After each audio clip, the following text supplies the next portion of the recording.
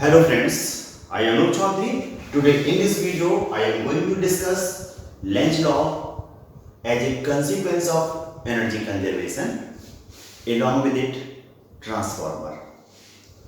Now, Lenz law ये कहता है कि induced current flows in such a direction that it opposes its cause of production. ठीक, हम क्या करेंगे इस बात को प्रूव करने के लिए सबसे पहले एक कंडक्टर को मूव कराएंगे जो कि एक क्लोज सर्किट में होगा जिसका कुछ रेजिस्टेंस होगा। कांस्टेंट वेलोसिटी से मूव कराने के लिए हमें देखना पड़ेगा कि हमें कुछ वर्क करना पड़ेगा या नहीं करना पड़ेगा। अगर ये वर्क करना पड़ता है तो ये वर्क जाता कहाँ पे है, अगर किसी दूसरे फॉर्म में कन्वर्ट हो जाता है तो ये एनर्जी कंजर्वेशन को प्रूव कर देता है। In short, I will say that the work done in moving a conductor with uniform velocity in uniform or non-uniform magnetic field is dissipated in the form of heat in the resistance of the closed circuit in which induced current flows. ये energy conservation को prove करता है, या हम in other sense we can say that it follows energy conservation law, और ये जो कुछ हो रहा है as a consequence of energy conservation. ठीक, हमने यहाँ पे देखा suppose there are two horizontal rails which are small L distance apart. इस पे मैंने एक कंडक्टर रखा है इस फॉर्म में जो शो किया है, और ये जो है कंडक्टर फ्री फ्रिक्शनलेस सरफेस में सभी फ्री है मूव करने के लिए। और यहां से ये जो मेरे पास M और N दो एंड्स हैं इसके, इससे हमने एक रेजिस्टेंस कैपिटल R को कनेक्ट कर दिया है जिसकी सहायता से सर्किट लूप क्लोज हो गया है।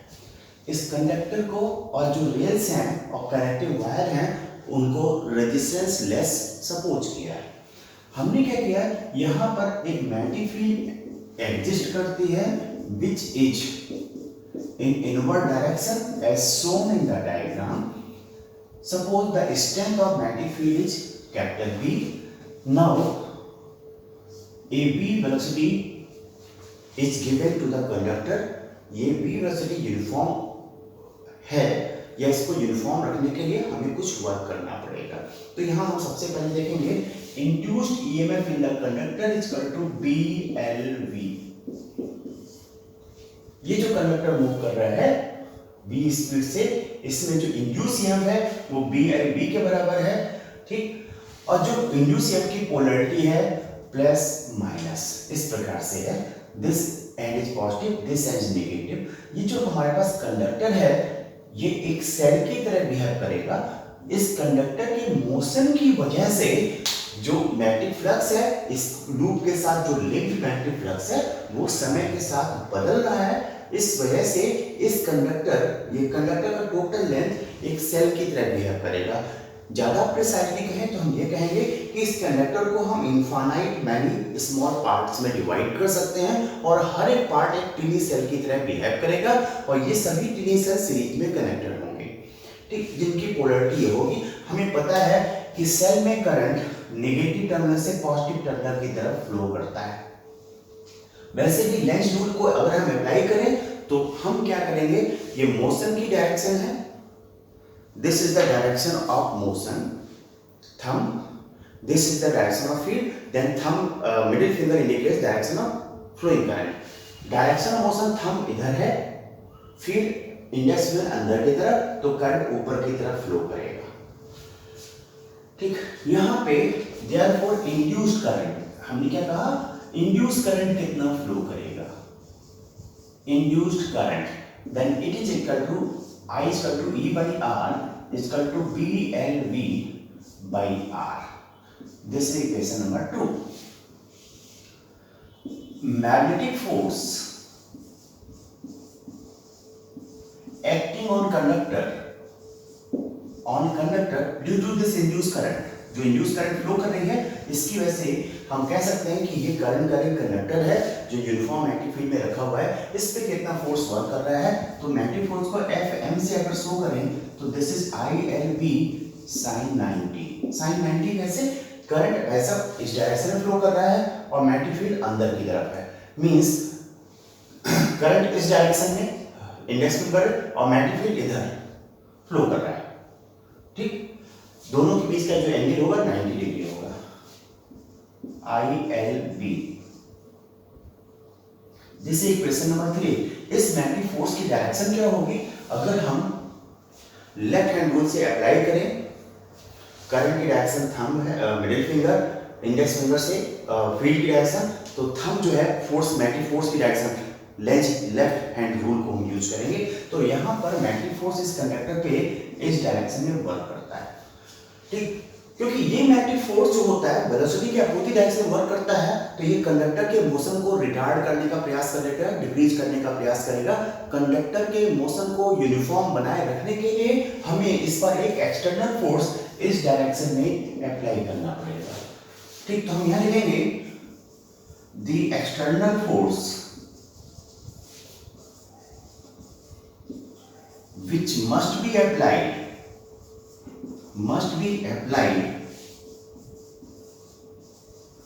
to make conductor's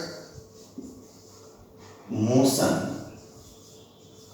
uniform। Conductor के मोशन को यूनिफॉर्म बनाए रखने के लिए जो एक्सटर्नल फोर्स हमें अप्लाई करना पड़ेगा, अगर v कांस्टेंट रखना चाहते हैं तो रिजल्टेंट फोर्स 0 होना चाहिए कंडक्टर पे। मैग्नेटिक फोर्स इस डायरेक्शन में काम कर रहा है, तो इस डायरेक्शन में मुझे एक्सटर्नल फोर्स सेम मैग्नीट्यूड का अप्लाई करना पड़ेगा। इस डायरेक्शन से अपोजिट डायरेक्शन में मैग्नेटिक फोर्स का जो डायरेक्शन होगा उसके अपोजिट डायरेक्शन में, देन F इक्वल टू ये आ जाएगा ILP।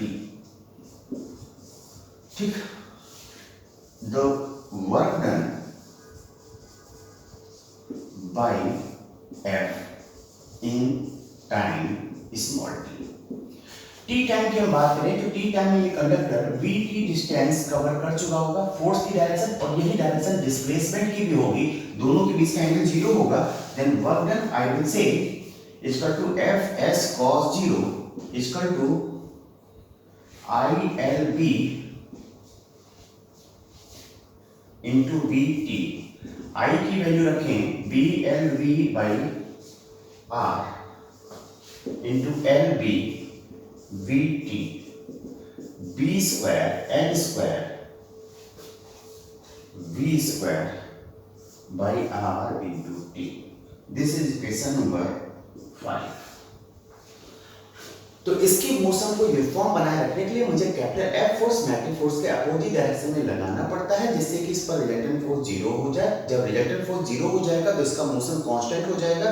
टी टाइम में मुझे जो वर्क करना पड़ेगा b square L square V square by R into T, इसके बराबर वर्क करना पड़ेगा। एक चीज यहाँ पे हम और निकाल लेंगे,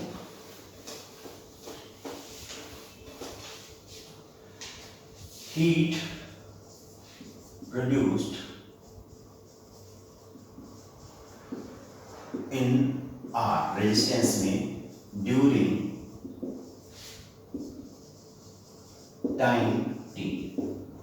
तो ये H इक्वल टू होता है I square R T, B square L square V square by R square into R T।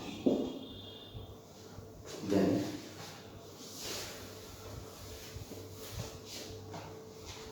heat comes out to be B square L square V square by एक R से R cancel हो जाएगा into T। Equation number 5 and 6 both are same कि इसके motion को uniform कर रखने के लिए मुझे जितना वर्क मैं करूंगा that work will appear as heat in resistance capital R। इसका मीनिंग क्या हो गया? इसका मीनिंग ये हो गया कि एनर्जी कंजर्व रहती है। इन अदर सेंस हम कह सकते हैं कि ये जो फोर्स हमें लगाना पड़ता है, जो वर्क हमें करना पड़ता है, वो एनर्जी कंजर्वेशन लॉ को फॉलो करने के लिए करना पड़ता है। Means Lenz law is a consequence of energy conservation, या इसको दूसरे सेंस में कह सकता हूं Lenz law follows energy conservation law.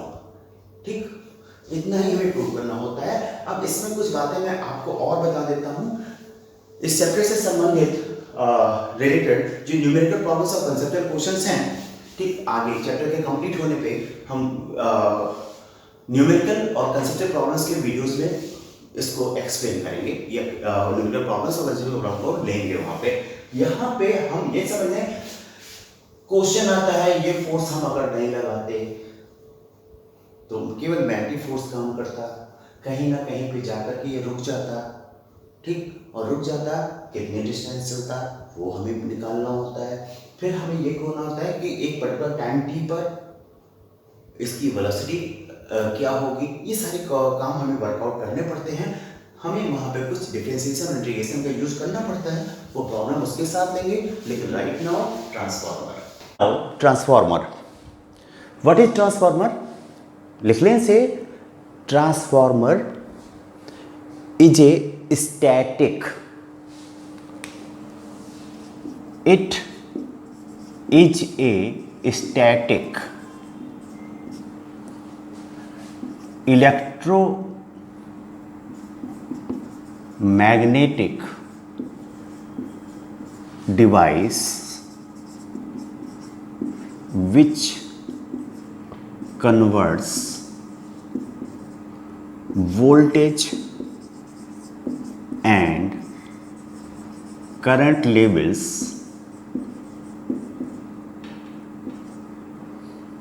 of AC input supply।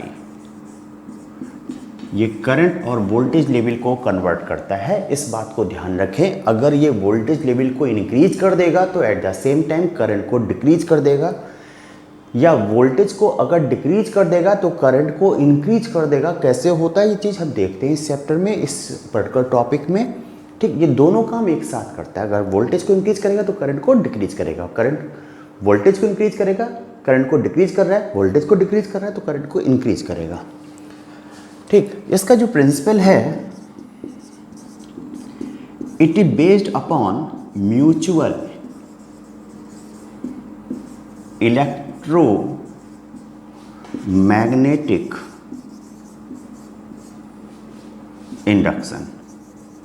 ये ध्यान रखें, ये म्यूचुअल इलेक्ट्रोमैग्नेटिक इंडक्शन पे बेस्ड होता है। मींस जब किसी दूसरे कॉइल में, या इसको लिखना चाहें तो लिख लें, it is based upon mutual electromagnetic induction that is whenever current in some other coil changes with time, EMF is induced in other coil, दूसरे coil में induce हो जाता है।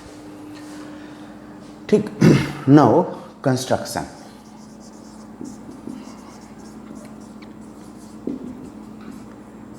it consists of following parts। Number 1, iron core। Iron core, it is a electrically insulated stack of thin laminations। फिर से लिख लें, iron core क्या होता है? It is stack of electrically insulated thin laminations of soft iron upon which primary and secondary windings are housed or wound। ठीक, now second part, secondary winding, primary and secondary windings।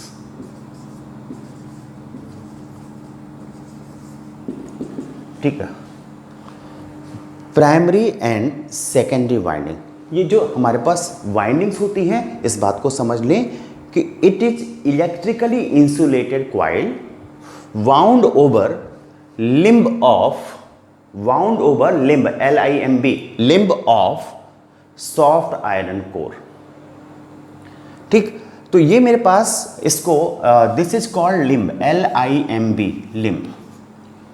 ठीक, ये soft iron core है, इसके ऊपर electrically insulated coil wound होती हैं। ठीक, यहाँ पे हमने N1 टर्न्स कह दिया, यहाँ पे N2 टर्न्स कह दिया। एक बात समझ ले, यहाँ पे प्राइमरी और सेकेंडरी कॉइल में कोई डिफरेंस नहीं होता है। ये कैसे असर्टेन की जाती है कि कौन सी प्राइमरी कॉइल है, वाइंडिंग है, और कौन सी सेकेंडरी वाइंडिंग है? इसके लिए हम ये देखते हैं कि ट्रांसफार्मर की जिस वाइंडिंग को हम सप्लाई देते हैं that winding is called primary winding, और ट्रांसफार्मर की जिस वाइंडिंग से लोड कनेक्टेड होता है, मीन्स ट्रांसफार्मर जब लोड को सप्लाई जिस वाइंडिंग के थ्रू देता है उस वाइंडिंग को सेकेंडरी वाइंडिंग कहते हैं।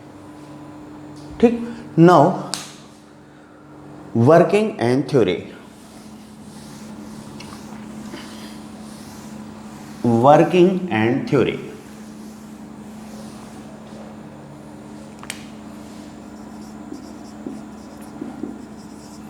Working and theory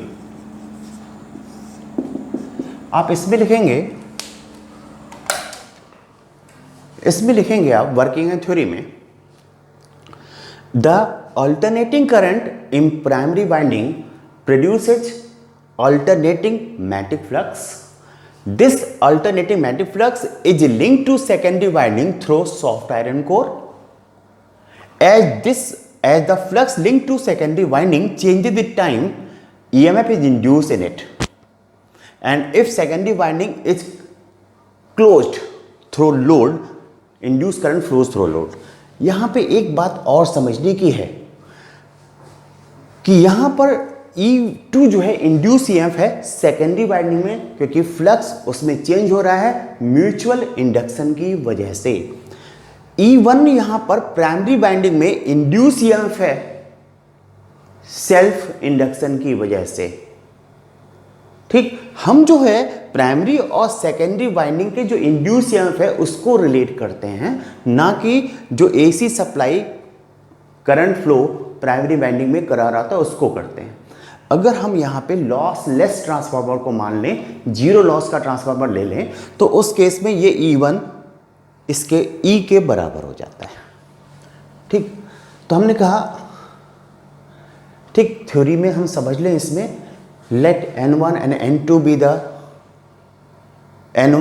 N2 be the number of turns in primary and secondary windings, the magnetic flux linked with primary winding N1 into phi. Therefore induced EMF in primary winding minus d phi 1 upon dt is equal to minus N1 d phi by dt. Similarly, magnetic flux linked with secondary winding N2 phi. अगर इसको समझने में कोई problem हो रही है तो समझ लें कि ये प्राइमरी वाइंडिंग में करंट फ्लो कर रहा होगा, ये कुछ मैग्नेटिक फील्ड लाइंस या magnetic flux, number of magnetic field lines is called magnetic flux also, magnetic flux generate कर रहा होगा। वो मैग्नेटिक फ्लक्स यहाँ से पास होता हुआ सेकेंडरी वाइंडिंग से जा रहा होगा। इसका हर एक टर्न जितना मैग्नेटिक फ्लक्स यहाँ से पास हो रहा है उससे लिंक्ड होगा। ठीक, तो अगर N1 टर्न्स है सिंगल टर्न फाई से, तो N1 टर्न्स इतने से। The same thing can be said here also. Therefore, induced EMF in secondary coil is equal to minus d phi by 2 by dt is equal to minus N2 d phi by dt, और E2 by E1 minus N2 d phi by dt minus N1 d phi by dt। ये भाई सब cancel हो जाएगा, N2 upon N1 आ जाएगा। इसको हम T से डिनोट करते हैं and call it transformation ratio, transformation ratio. ठीक, अब इसमें कुछ चीज़ें और हम देख लें।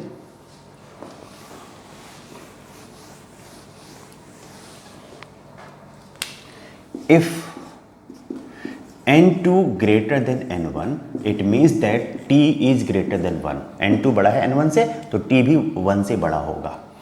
Therefore, E2 will be greater than E1 and such transformer is called step up transformer. हम इसको डिफाइन करना चाहें तो हम ऐसे कह सकते हैं, the transformer which increases the voltage level of input AC supply is called step up transformer. In such a transformer, number of turns of secondary winding is greater than number of turns in primary winding, and for it transformation ratio is greater than 1. In the same way, and if हम कहें यहाँ पे N2 is less than N1, it means that T less than 1 or E2 less than E1. It is called step down transformer. हम कह सकते हैं in step down transformer, या the step down transformer decreases the voltage level of input AC supply. In this, number of turns in secondary winding is less than number of turns of primary winding, or its transformation ratio is equal less than 1. एक transformer हम और use करते हैं जिसमें जो number of transformer, and if suppose करें N2 equal to N1 means T equal to 1, तो यहाँ पे E1 और E2 आपस में बराबर होगा।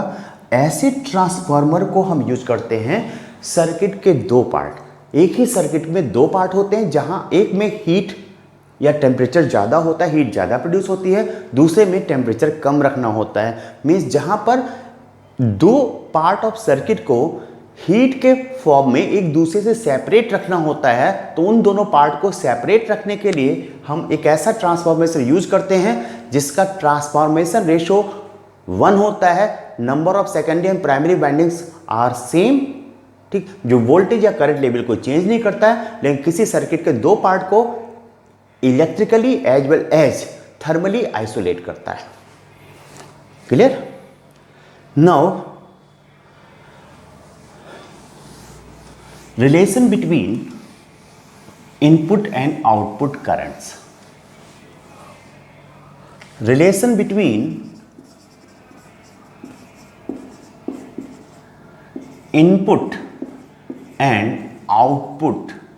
इनपुट के लिए हम कहेंगे I1 एंड आउटपुट के लिए कहेंगे I2 करंट्स। ठीक, assuming efficiency of a transformer to be 100%. What I want to say, 100% efficiency तभी होगी जब इसमें किसी प्रकार का कोई लॉस नहीं होगा। इन प्रैक्टिकली ऐसा होता नहीं है, लेकिन मैक्सिमम केस में हम ये सपोज कर सकते हैं कि एफिशिएंसी 100% है। तो इस केस में हम P out equal to P in कह सकते हैं।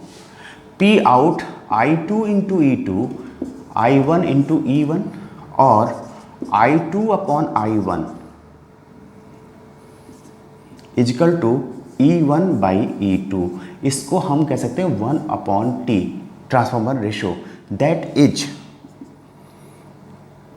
N1 upon N2। मीन्स हमारे पास क्या होता है कि जो स्टेप अप ट्रांसफॉर्मर होता है वहाँ पे N2 बड़ा होता है N1 से। ये हम बात कर रहे हैं स्टेप अप ट्रांसफॉर्मर के लिए। तो जब उसमें N2 N1 से बड़ा होता है तो ये कहेगा यहाँ पर कि I2 जो होगा लेस देन होगा I1 से। और स्टेप डाउन ट्रांसफार्मर में अगर हम बात करें तो N2 लेस देन N1 होता है और वहाँ पे I2 ग्रेटर देन I1 होता है। ये दूसरे सेंस में क्या है कि यहाँ P आउट और P इन आपस में बराबर होते हैं, इक्वल होते हैं, तो हम कह सकते हैं कि पावर कांस्टेंट रहती है। It means that I into V is equal to constant, means that I is proportional to 1 upon V, V के इन्वर्सली प्रोपोर्शनल। जो स्टेप अप ट्रांसफार्मर होता है वो पोटेंशियल को इंक्रीज कर देता है तो करंट को डिक्रीज कर देता होगा। V इंक्रीज करेगा, करंट डिक्रीज करेगा। ठीक, ये समझे? क्योंकि जो पावर ट्रांसफार्मर को मिल रहा है that remains constant. It is not electrical energy generating device. It is not alternator or generator. Clear? Now efficiency. Efficiency.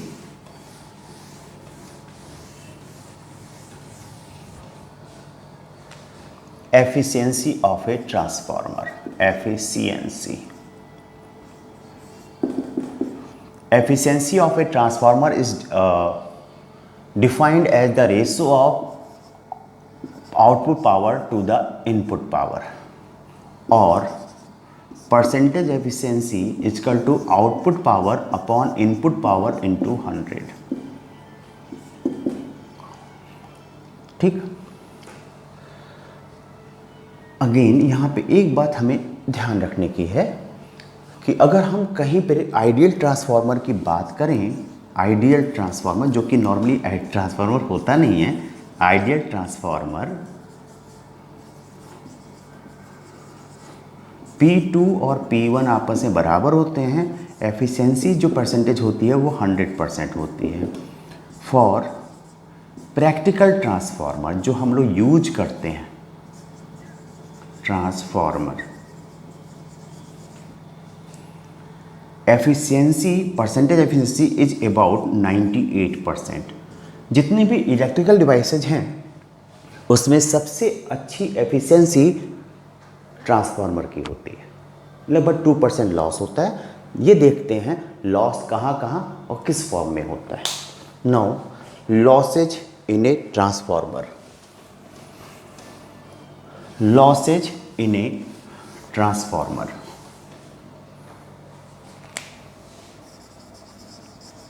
Losses number 1, leakage flux loss, leakage flux loss.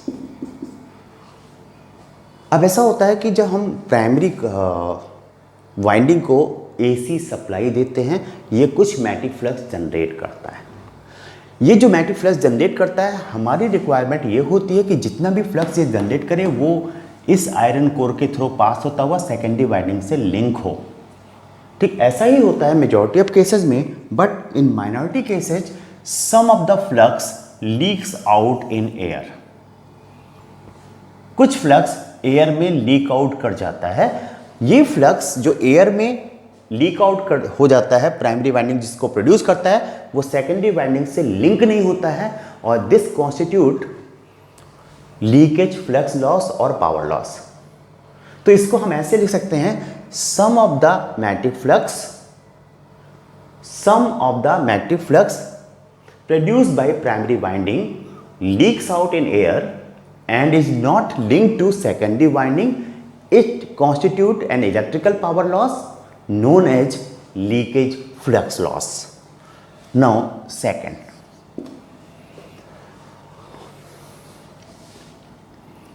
copper loss.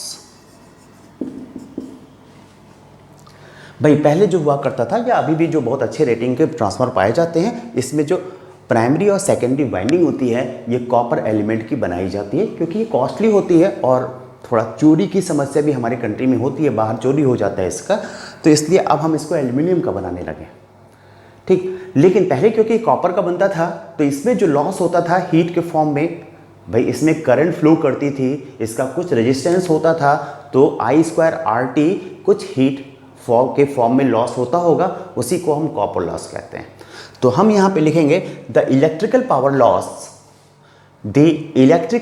Loss in primary and secondary winding in the form of heat when current flows through it is called copper loss. ठीक, now third,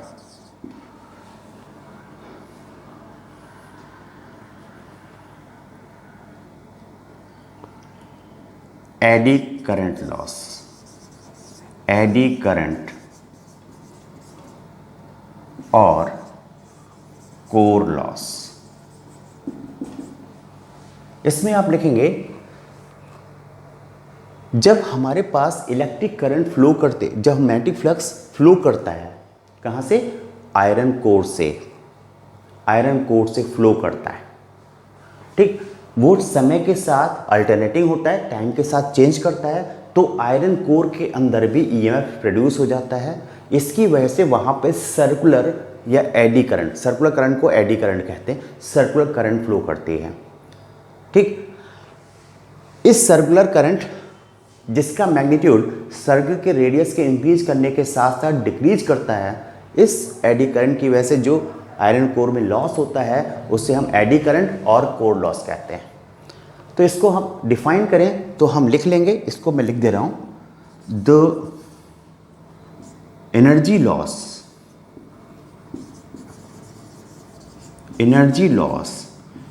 in core due to eddy current flowing through it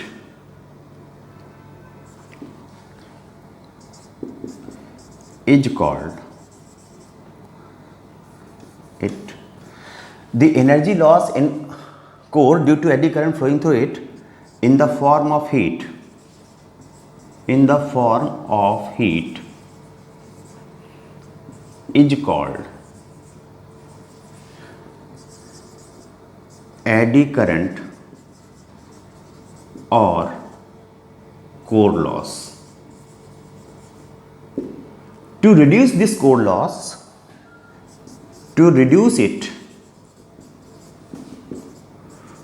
core is formed by thin electrically insulated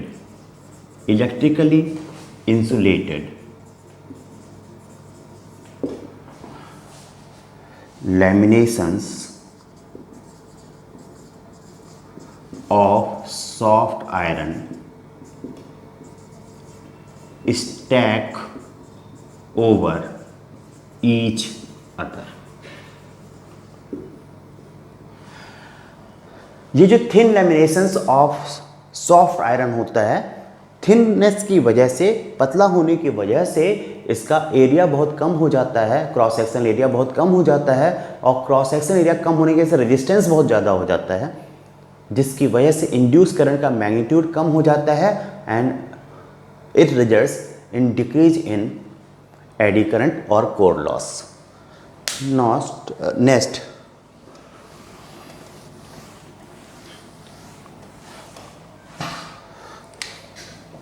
fourth, humming loss. इसको लिख लेंगे.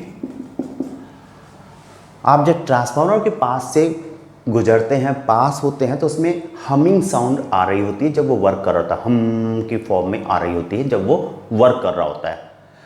तो the electrical power loss in the form of humming sound in a transformer is called humming loss. ये जो sound generate होती है कहीं ना कहीं से एनर्जी लेती होगी जनरेट होने के लिए, और ये एनर्जी जो हम इलेक्ट्रिकल पावर ट्रांसफार्मर को प्रोवाइड करते हैं, सप्लाई देते हैं, वहीं से लेता है. इसलिए this constitute an electrical power loss which is known as humming loss. ठीक. Now fifth, hysteresis loss. Hysteresis loss भाई, जब किसी ट्रांसफार्मर में, यहाँ पे हम प्राइमरी वाइंडिंग में क्या करते हैं, एसी करंट फ्लो करता है. एसी करंट फ्लो करता है मीन्स ये जो मैग्नेटिक फ्लक्स जनरेट कर रहा होगा या मैग्नेटिक फील्ड जो जनरेट कर रहा होगा वो अपनी डायरेक्शन को पीरियोडिकली रिवर्स कर रहा होगा. मीन्स पहले इसको किसी एक डायरेक्शन में मैग्नेटाइज किया, फिर दूसरे, फिर उस डायरेक्शन में डीमैग्नेटाइज करके दूसरी डायरेक्शन में मैग्नेटाइज किया.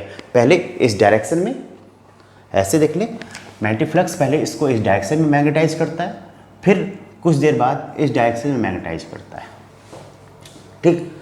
तो जब ये मैग्नेटिक सब्सटेंस की ये प्रॉपर्टी है कि उसके अंदर कुछ मैग्नेटिक फ्लक्स रिटेन कर लेता है, इवन मैग्नेटाइजिंग फील्ड के जीरो हो जाने के बाद भी उसका मैग्नेटाइजेशन जीरो नहीं होता, यानी मैग्नेटिक सब्सटेंस में जो मैग्नेटिक प्रॉपर्टी आ जाती है वो ख़त्म नहीं होती, जीरो नहीं होती. अपोजिट डायरेक्शन में उसको मैग्नेटाइज करने के लिए ये जो रेजिडुअल फ्लक्स है या रेजिडुअल मैग्नेटिज्म है, इसके अगेंस्ट हमें वर्क करना पड़ता है. ठीक. इसमें जो इलेक्ट्रिकल पावर एनर्जी लॉस होता है या जो एनर्जी लॉस होता है उसी को हिस्टेरेसिस लॉस कहते हैं. तो लिख लेंगे, the electrical power loss in demagnetising the soft iron core against residual flux when alternating magnetic flux passes through it is called hysteresis loss.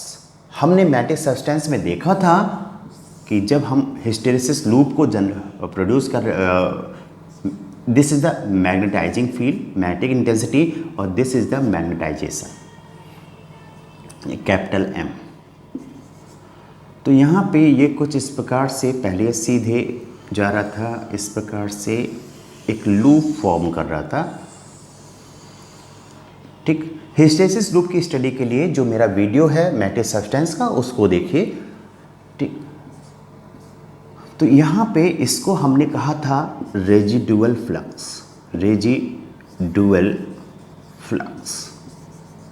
हो क्या रहा था कि जो मैग्नेटिक सब्सटेंस था, सबसे पहले ये मान ले टोटली कंप्लीटली डीमैग्नेटाइज था।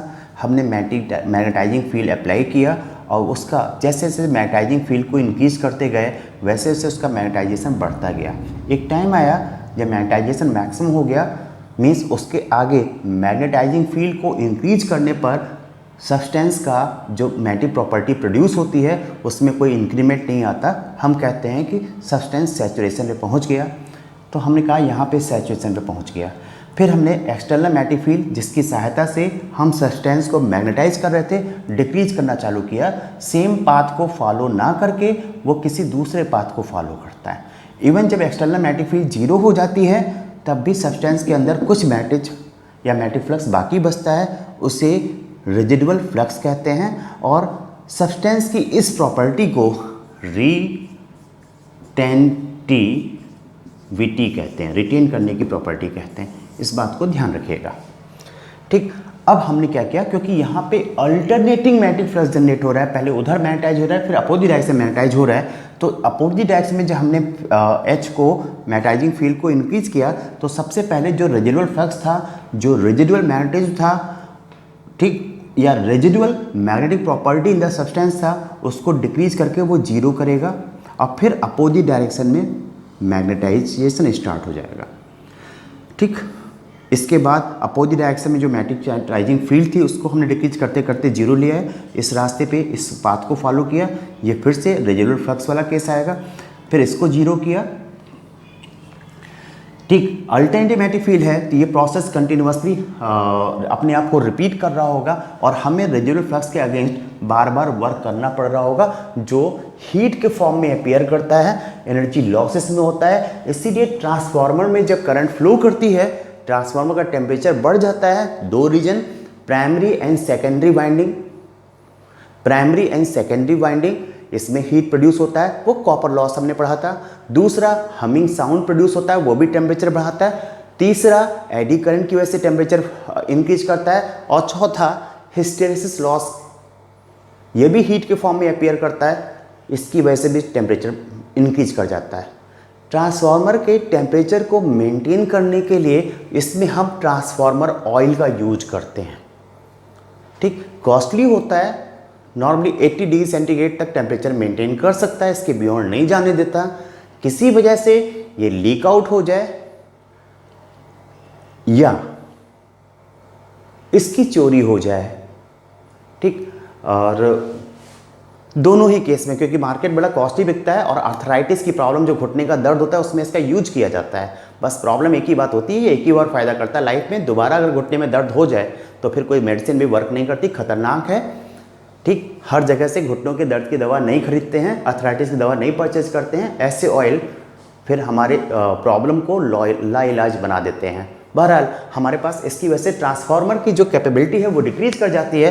अक्सर ट्रांसफार्मर ट्रिप कर जाता है और हम कहते हैं कि डिपार्टमेंट सही से वर्क नहीं कर रहा है। प्रॉब्लम इज दैट वन, कि वो ट्रांसफार्मर ऑयल किसी ना किसी वजह से या तो लीक आउट हो जा रहा है या चोरी हो जा रहा है। मेजॉरिटी ऑफ केसेज में चोरी हो जा रहा होता है। ठीक, इसमें यहीं तक। In next video I am going to discuss alternating current, alternating generator या generator, mechanical generator, and along with that some conceptual and numerical problem regarding to this chapter, electromagnetic induction. Till then, have a nice day, good day, bye bye.